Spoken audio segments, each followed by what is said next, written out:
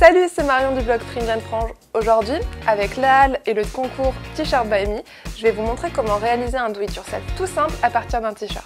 Au programme, un dos nu en dentelle. C'est parti! Pour ce do-it-yourself, vous aurez besoin d'un t-shirt uni, d'un pan de tissu jaune fluo qui nous servira à faire un biais, d'un petit matériel de couture ou d'une machine à coudre si vous en êtes équipé, d'un pan de dentelle assorti à votre t-shirt. Pour la première étape, on va découper le dos nu. Donc je vais découper de forme un peu ovale jusqu'ici. La première découpe consiste à suivre la couture pour dégager le col.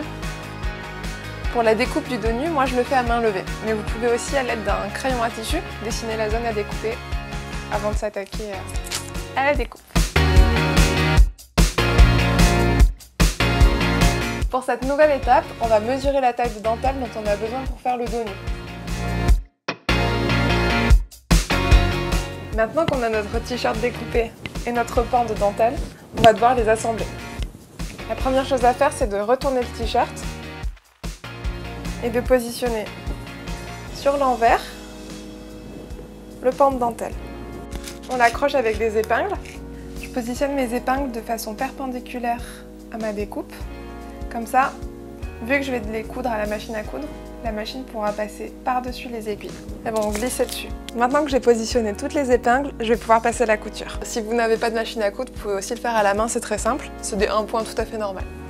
Voilà, au boulot.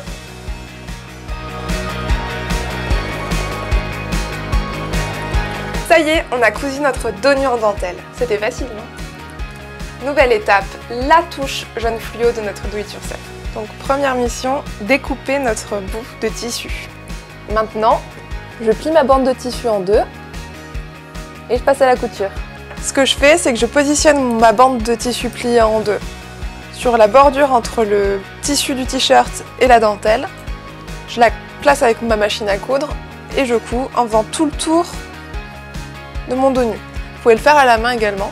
Vous avez juste à coudre les deux extrémités, c'est un peu plus long. Le côté droit puis le côté gauche pour que tout tienne bien et que ce soit bien aligné à votre dos nu. C'est parti! Et voilà, j'ai terminé mon do-it-yourself. J'obtiens donc un joli t-shirt avec un dos nu en dentelle souligné de fluo, la touche qui change tout.